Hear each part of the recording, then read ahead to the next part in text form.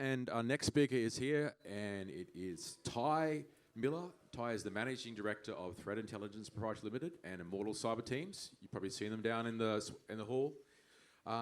He has been around forever, and I was just saying to him, he looks the same every year. I don't know what his real secret is. I think he is the immortal part of the Immortals.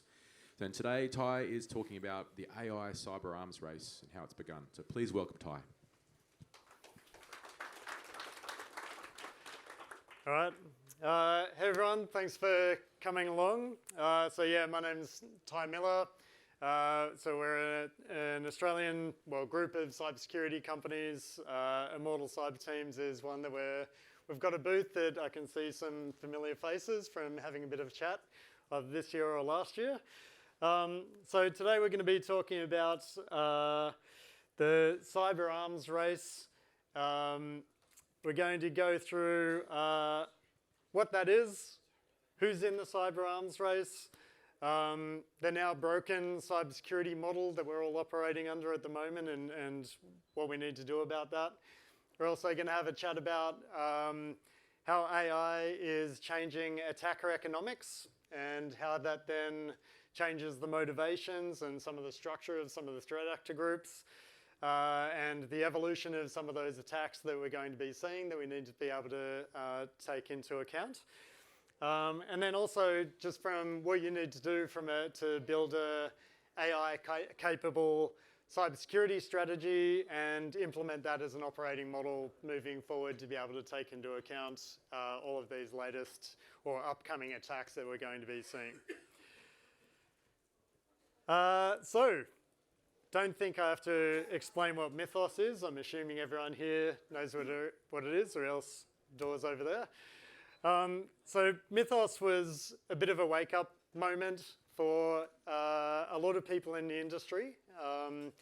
It wasn't anything overly new to us because we're obviously quite into this whole AI cybersecurity thing. There was already a lot of automated exploit development and attack chaining and things like that, but Mythos sort of came on the scene and put it all into the faces of a lot of board members, a lot of executives. They were all wondering what this new threat was and what it means to their organizations. But really, it's not just Mythos. It's really the concept that is important, which is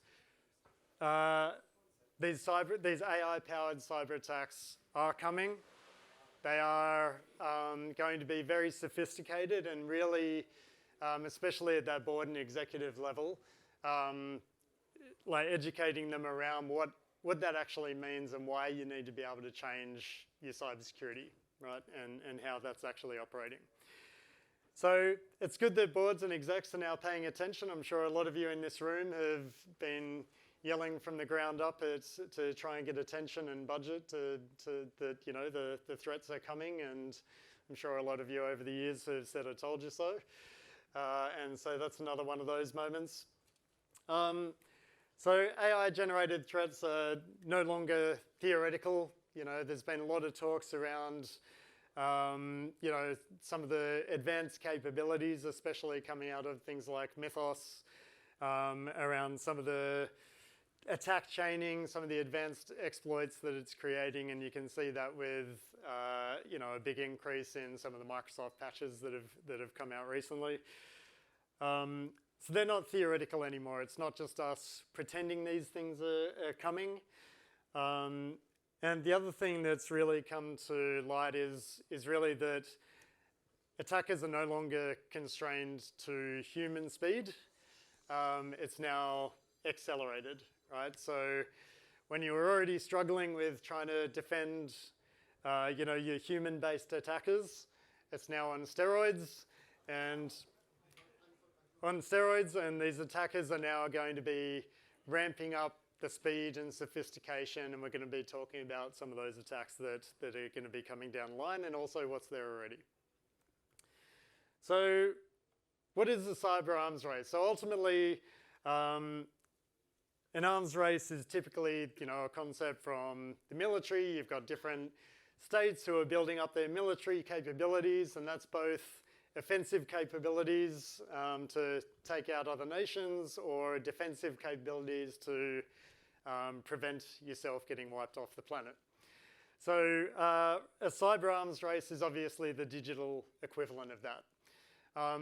We've got slightly different players in that market. So you've got your typical attacker and defender, which is what we were just talking about. So from a digital perspective, obviously that's the cyber threat actors who are obviously leveraging all of this AI capability, upskilling themselves, and developing and launching new attacks. All right, you've then got, I'm sure a bunch of you in the room here, on the defensive side, and you're looking at, well, how do I actually then implement AI to go and try and defend against these attacks? And that's what the cyber arms race is for the majority of you, right? There's also other players in the market. It's actually not just attackers versus defenders. It's actually attackers versus attackers, right? So when you have a look at the cyber threat actors, you don't tend to see this as much, I guess, from a military perspective, where you're racing to go and break into a nation. It's like, if we all break in, it doesn't really matter, right? When you're an attacker, your financial motivation and payoff, so your return on investment of actually breaking into an organization, can be disrupted by another attacker, right? So if someone else breaks in first and prevents you from breaking in, you lose money, right? So there's an arms race between attackers who are racing to try and break into your organizations first so that they get the cash prize at the end of it. So you do have the states versus states. Obviously, states are going to be breaking into each other, and that's a bit closer to the military capability from a digital perspective, where I'm sure we're all fully aware that nations break into other nations and spy on each other and all of that sort of thing. Same sort of thing from obviously this AI capability and being able to break in and potentially also prevent others from breaking in. Then you've also got RAS providers, so ransomware as a service providers, who are the big global sort of threat actor groups who centrally create things like exploit kits, malware kits, and some of these offensive capabilities where they sell those to the smaller threat actor groups or the hacking groups, who then use those to go and break into organizations, whether that's exploit kits to get that initial foothold onto organizations, or it can be the ransomware, the backdoors and the ransomware kits to be able to go and embed themselves post-exploitation within your organization.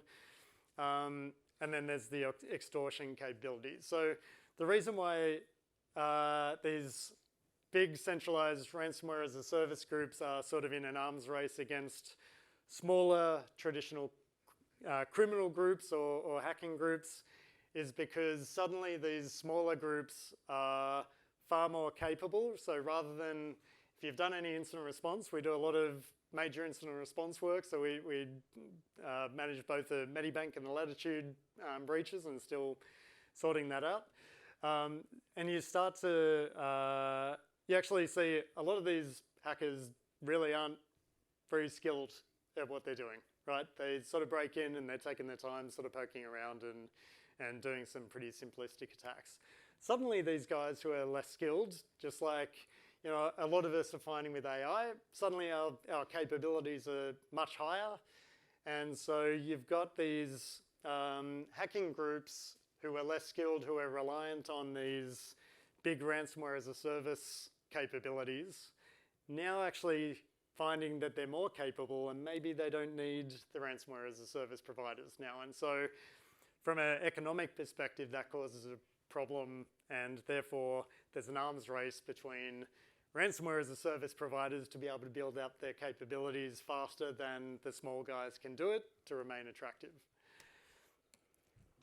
And then you've got organizations versus yourselves, where you've got your slow operating models and you're basically in a fight to try and get that overhauled to be able to, build up your capabilities and break out of that traditional way of working, because the speed that these AI attacks are coming through, that slow operating model and procurement model and things like that are not going to fly. Okay. Also, we'll go into that later. So the broken security operations model, and that's everything from the top down. Basically, nearly every organization has been built on human speed defenders defending against human speed attackers, right? And so if you're defending against slow adversaries, you can be relatively slow, right? And even then, when we're defending against slow adversaries, we're still sort of losing, right? There's still a lot of organizations who are getting breached every day, and at the end of the day, that means that we're failing, right? And so when you start throwing AI in the mix and you're starting to deal with machine speed adversaries who are much more capable, much faster, especially as you look sort of 6, 12, 24 months down the track, our human speed defenders are not going to be able to manage that, right? So if you have a look at things like traditional human speed vulnerability discovery, and I'm not talking about cross-site scripting and SQL injection, which is relatively easy to find and create an exploit for. It's more the advanced remote code execution style buffer overflows and things like that you might have to find multiple that you chain together. These things can take 6, 9, 12 months to find, create proof of concept exploits to get them working. They're typically exceptionally talented guys who know how memory management and kernel functions work to be able to go and create those exploits. And quite often those exploits are proof of concept exploits that are not necessarily operational exploits, right? And that's where we then go into, so you've got your exploit development, which again, when you're human speed, there might be a vulnerability that came out, but then there's not an exploit for another 6, 9, 12 months, right? And so from a human defensive capability, that gives you a lot of time to go and do patching and implement WAF rules or whatever it is that your security controls are. When you start looking at AI-based, machine-based vulnerability discovery and exploit development, that time frame is reduced to next to nothing, right? So when you have a look at last year, there were about 40,000 vulnerabilities that were released, or CVEs that were released. I think in the last 2 months, there's been about 100,000, right? So this has gone from sort of steadily increasing to massive sharp increase. And I mean, that's likely to be a spike and it'll probably come back down a bit, but it's still going to be on an upper trajectory, right? As a lot of these vulnerabilities come out, and I'm not talking about, this is not like Mythos finding these vulnerabilities, right? These are people with existing AI platforms that are going through and identifying, vulnerabilities in open source code bases and things like that, that they're then publishing. That's causing a massive problem, not just for defenders, but also for, like, I'm not sure if some of you know, but like there's CVE and there's NVD. NVD shut down for like 2 weeks because they got overwhelmed with the number of vulnerability submissions that were coming through, because there's so many vulnerabilities being discovered through AI from everyone around the world just using existing models, right? Not these frontier sort of private models and things like that. So there's like the vulnerability management companies struggling with this. And then they went and revamped their model and their platform and suddenly released, I think it was like 75,000 vulnerabilities over one weekend. You've then got things like bug bounty programs that are just getting flooded with junk as a lot of AI is sort of just, people are identifying vulnerabilities, not necessarily verifying them, submitting vulnerabilities and flooding bug bounties. You've also got open source code maintainers who are getting flooded with bug reports, and they've now started shutting off bug reports so that you can't actually tell them if there's a vulnerability anymore. So you might find a vulnerability, but you can't tell them about it, and therefore it stays as a 0 day, right? So there's all these problems around sort of some of this AI development around vulnerability discovery as well as exploit development. And if there's no CVE associated with it, typically there's not going to be a patch associated with it, which means that there's going to be a lot more 0 day exploits just hanging around for a long time. The next thing is that even though when you develop those exploits that might have taken 3, 6, 12 months to create, there's then weaponizing those to actually turn them into attack campaigns, right? So humans had to then go and take those exploits and create campaigns, script them up, scan the internet, break into systems, and that tended to happen over multiple phases. So there was one example of one of my favorites, which was that we investigated, was a Fortinet vulnerability. This is maybe a year or two back. And it was a remote code execution which you could basically create an administrator account on the Fortinet devices remotely. There was about 17,000 of these exposed on the internet. And we could see the exploits going across, checking, so they've weaponized it, right? They did it in stages, scanned across the internet. You could see them checking for vulnerable versions. You saw a second wave of that weaponization come through and create administrator accounts on all of them. And then the next thing was then going through and actually patching all of those vulnerabilities or upgrading the firewalls to prevent other threat actors from breaking in, right? And so the reason why they do that is because they're human speed attackers and they don't have time, like they have to create their backdoors and then they go back to number one, they break in, they do privilege escalation, they do lateral movement, they go through the whole process of exfiltrating data and extorting the organization, trying to get their money, and then they go on to number two. And they go all the way through to 17,000, right? And so that's a very slow progress from a human speed attack perspective.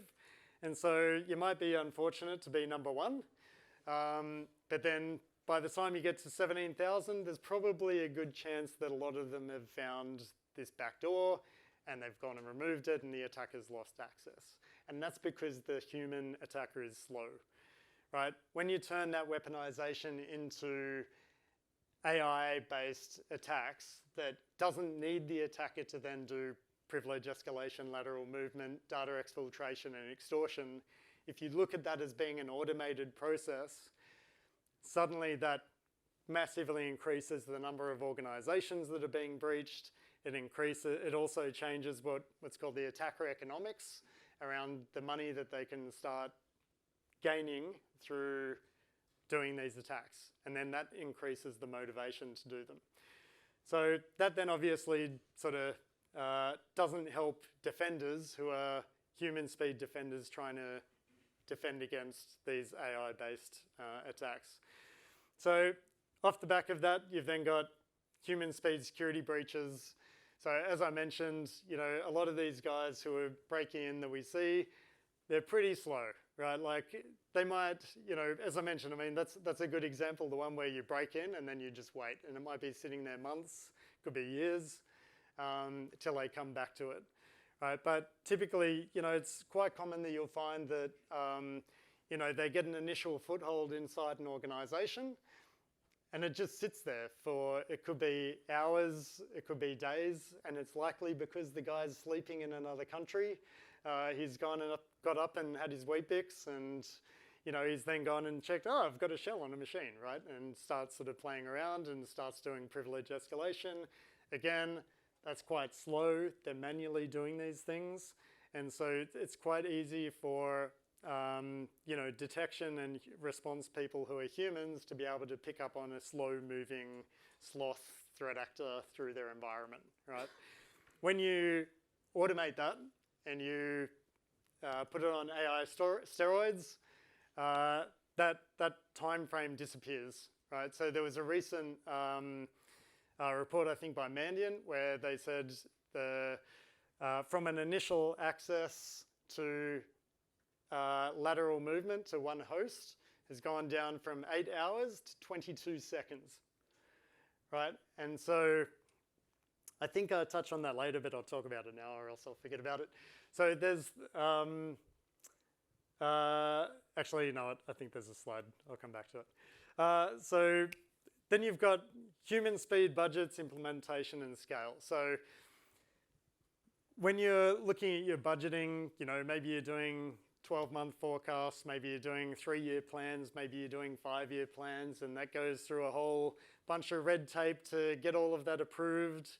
Then you've got to go through your projects and get all of that funded and implemented and tenders and all of this sort of stuff, which all makes sense. I understand why.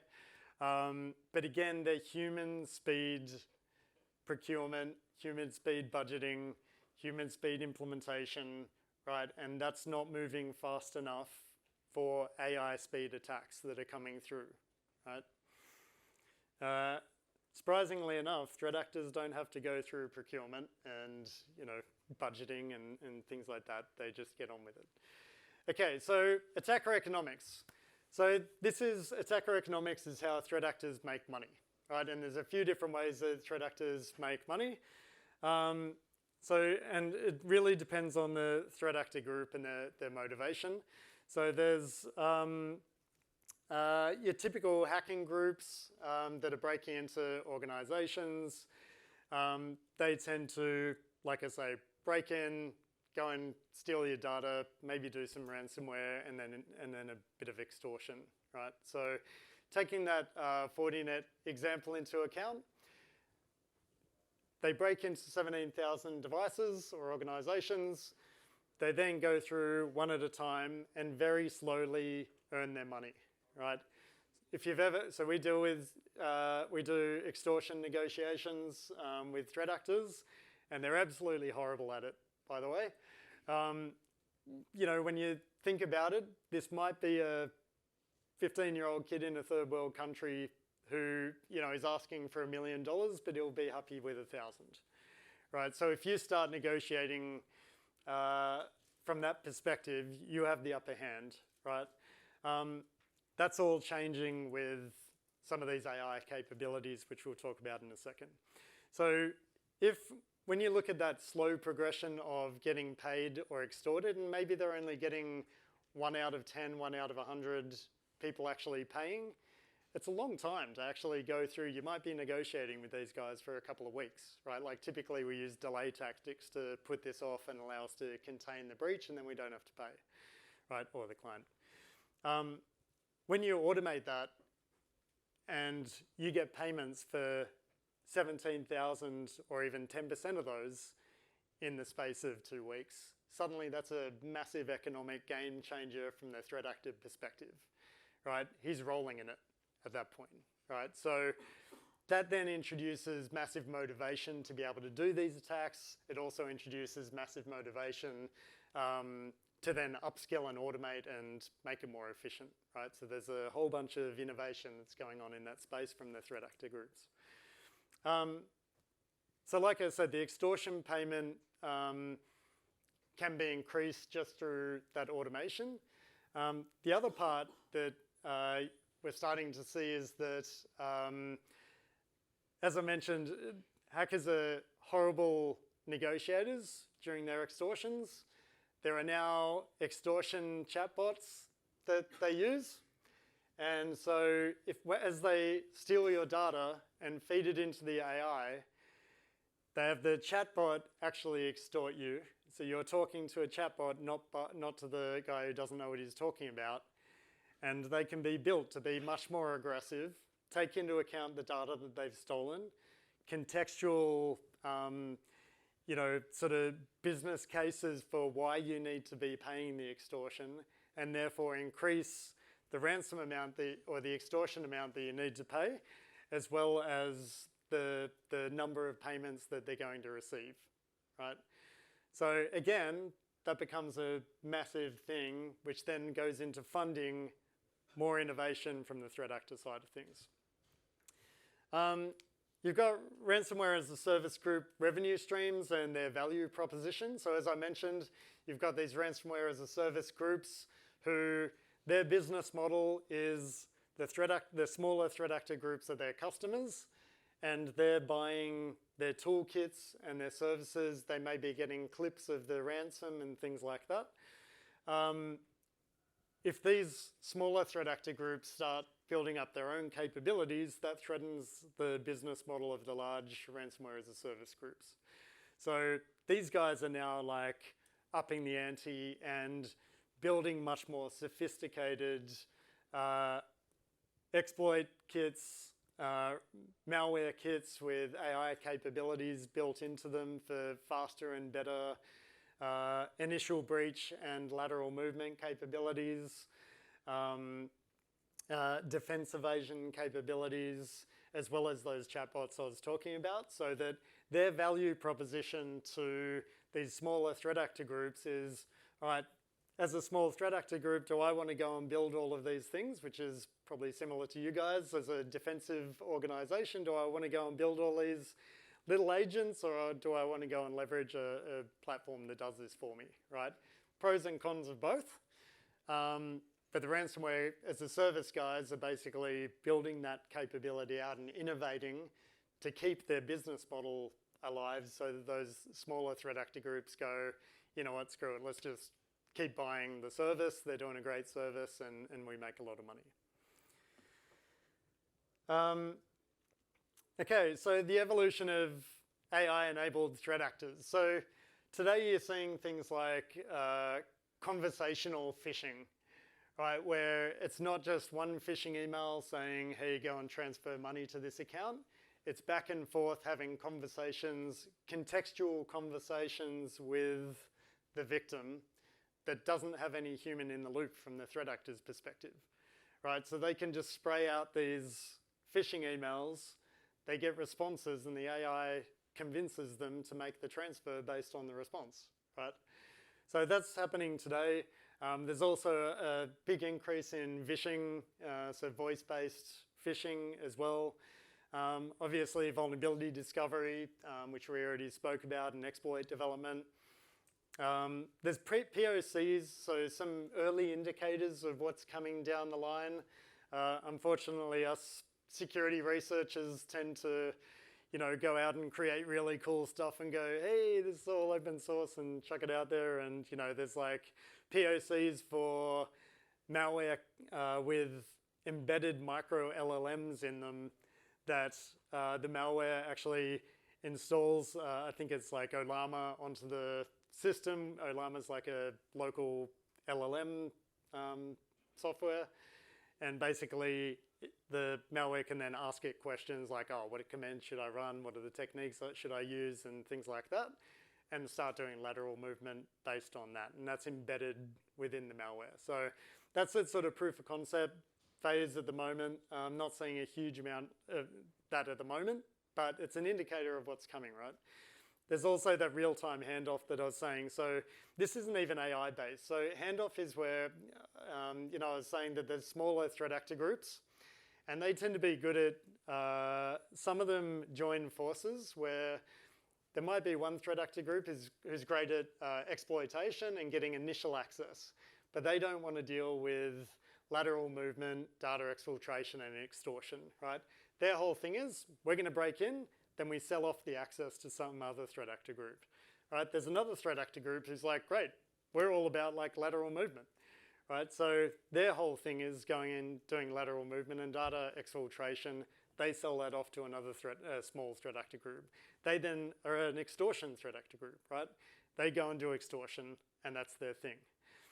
These guys chain them together automatically, right? Which is where you get this 22 seconds from where lateral movement happens within 22 seconds. So someone gets, one of the threat actors gets initial access that automatically calls back to an API of the other threat actor group, who then automatically gets access to the machine, automatically does lateral movement, exfiltrates data, calls into another API to the extortion group, right?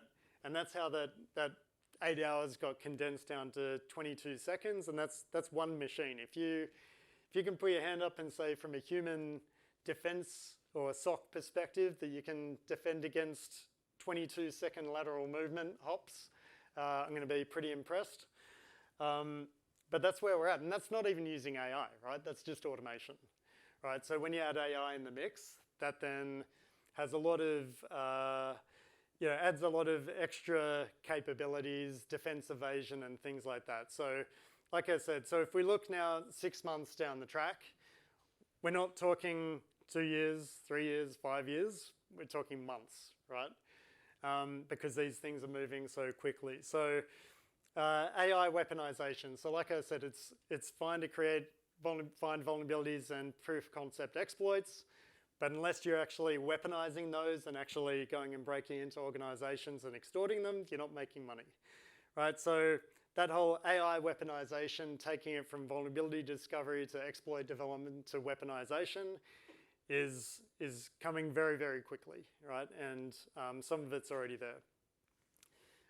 Once you actually break in, one of the bigger, so that's the exploit development's really around initial access. Once you're in, it's really about privilege escalation and lateral movement. So a lot of that's happening, that will be happening is really just around existing techniques and tactics that you'll be monitoring for the slow human-based attackers. It's just that these things will be happening much, much faster, and they might be happening much more intelligently to try and bypass your detections, right? So not just, a script kiddie who's got an access and he starts poking around and he's setting alarms off all over the place and you guys catch him, right? These are going to be potentially much more sophisticated to be able to bypass those, but still just using same techniques that we've seen, living off the land attacks, those sort of things to do their lateral movement. So you should be able to pick those up because they should be noisier as well in theory.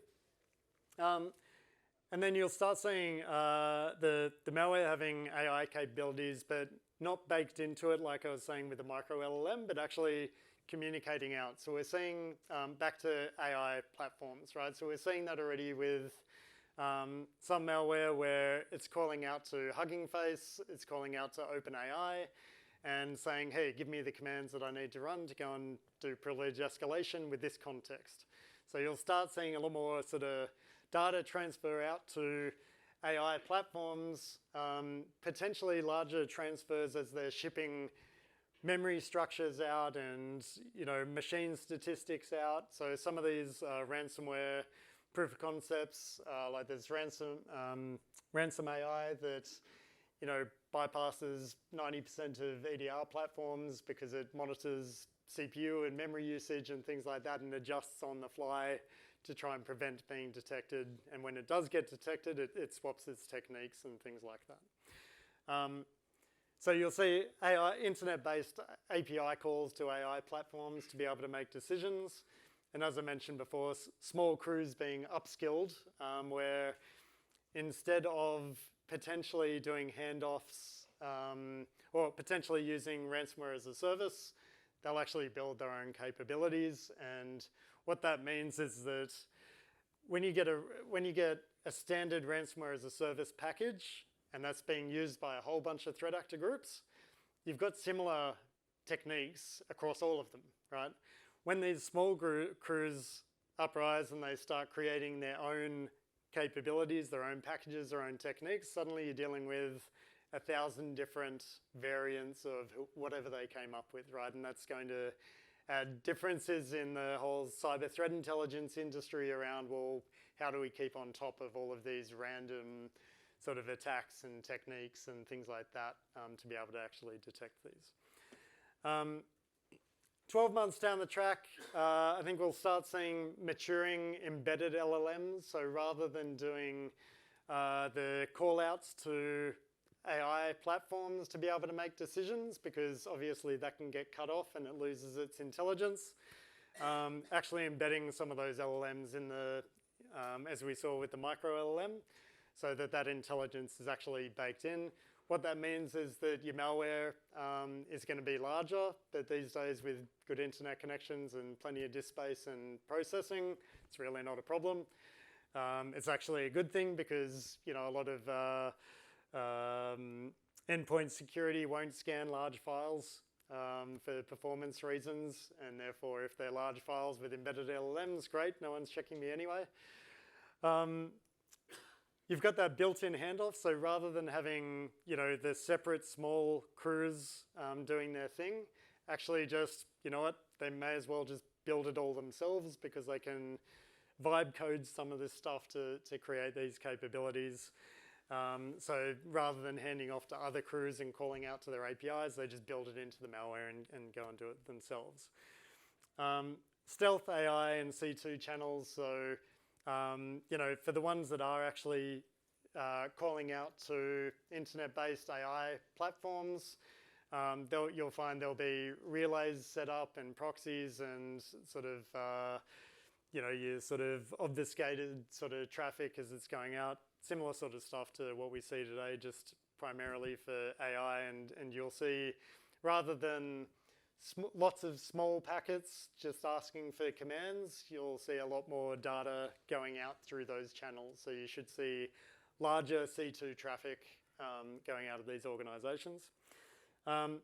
Autonomous recovery prevention is a really big one, right? So basically when you're doing, when you get a major breach and they've taken all of your data and they're extorting you, right? When they're asking for $3 to $10 million, that's usually an enterprise organization with decent revenue streams, and they can afford to pay $3 to $10 million, right? Ironically, those companies are the ones who are going to have proper disaster recovery and backup and solutions, right? And so quite often these organizations don't need to pay these ransoms. Yes, it sucks that their data's gone out the door, but they can recover, right? The only time, and that puts them on the front foot with negotiations. Where your negotiations or your leverage falls apart is when your backups get deleted or encrypted, and then you're screwed, right? You have lost all leverage whatsoever because your company can be completely shut down, and you pretty much are going to have to pay the extortion, right? And they can ask whatever they want, right? And so at the moment, when you're dealing with human-based, human speed attackers with the slow lateral movement, typically they're concerned about losing their access, right? You finding them and kicking them out and they lose their money. So they tend to steal money, try not to spend too long in there. It depends on the threat actor group, but they'll steal steal your data and then extort you. They may not go all the way through to finding your backups and encrypting your backups and things like that, even though that's a good target. When you're dealing with autonomous lateral movement, privilege escalation, and things like that, that's going to be finding your, spreading through your network at 22 seconds a hop throughout all of your machines. And it's much more likely, very quickly, they're going to find your backup systems, right? Assuming you don't, some places will have offline backups, maybe they won't find them, things like that. Others have their backup server on a Windows box connected to their domain controller, which gets popped and they distribute ransomware to it, right? So when that speed of lateral movement is more likely to find your backup systems and destroy it, and therefore it's going to, again, increase that conversion of extortion and the amount that they can extort you for. So I'd say give it 12 months and that speed of lateral movement, you'll start seeing that sort of happening quite quickly. And then you've got the contextual AI extortion, which I mentioned before, about using all of the data that they've stolen, the information about your organization, using AI to then extort you and put pressure on you and not give in when I start trying to tell it lies and things like that. To delay tactics, it should be able to pick up on those pretty quickly. Looking 24 months down the track, honestly, I can't tell you what the attacks are going to be, right? These things are changing so quickly. Like I mentioned, there's in 6 months, there's the autonomous sort of lateral movement using existing techniques and living off the land and things like that. I'm expecting there's going to be new attack techniques that come out, you know, and things like saturation operations, which is not necessarily breaking into your organization, but just saturating the internet, like using AI to saturate the internet with sort of defamation style things either against your organization or your CEO, and putting out fake news and stuff like that to be able to damage your reputation and just extort you off that. So there's, from that point, once you've got that scalability to be able to do that with AI, really the world's your oyster from a hacker perspective. All right, so machine speed security strategy. So this is what I think you need to prepare for within your organization. One of the really important ones is board and executive education and readiness, right? I know that can be challenging having those conversations depending upon who your board members are. Some are more technically savvy. I've had conversations with some who don't know what an operating system is. That makes it a little bit more challenging talking about sort of AI cyber threats and things like that. But really they need to, when you have a look at that time frame we just went through, we're talking about months to go from a human-based cybersecurity model to an autonomous AI-based defensive capability within your organization, right? And so if your board and your executives don't understand why that's happening and what's coming down the line and how fast it's coming down the line, they're not approving any budgets, right? They're just going to say, oh, just the usual 3-year sort of plan and, you know, we'll spend the same sort of amount. There's going to need to be at least an initial increase to be able to sort of flip your security on its head and change from that human-based cybersecurity model to an AI-capable framework across your organization. And so they need to be able to budget for that and resource that, and they need to also be much more adaptive to changes. So because these are changing so quickly, you really need to have your board change quickly with you, right? You then need to be able to implement machine speed, actionable intelligence, and identity protection. So there's a huge amount of, you know, using all of the leaked credentials, steal and malware data, all of those to be able to breach organizations. Cyber threat intelligence is going to need to have a bit of a shake-up as well, because we're now not looking for known indicators of compromise. If you picture the industry in sort of 6 to 12 months and there's a whole bunch of 0 days we don't even know about, there are no IOCs associated with them, right? And they're not in your SOC to be able to actually detect some of those attacks. So there's going to need to be some uplift in intelligence. There's machine speed security testing, patching, and hardening. You know, waiting your 30 days to do your patching and things is not going to fly anymore. You really need to be bringing that down to hours or days. I say security testing, that's penetration testing, your code testing, your DevOps application security testing, automated exploitation, so that you're actually verifying what's exploitable, so that you can actually prioritize your remediation and patching. Machine speed, you would have heard around, you know, a lot of vendors talking about autonomous SOC. It's not just autonomous SOC, right? It's autonomous SOC, DFIR, and containment all in the one capability, right? So you need to be able to have detections, automated triaging, escalation to incident response, digital forensic evidence collection, analysis, and containment, all fully automated, right? Because when you're dealing with 22-second lateral movement, right, that is the speed that you need to be responding at, right?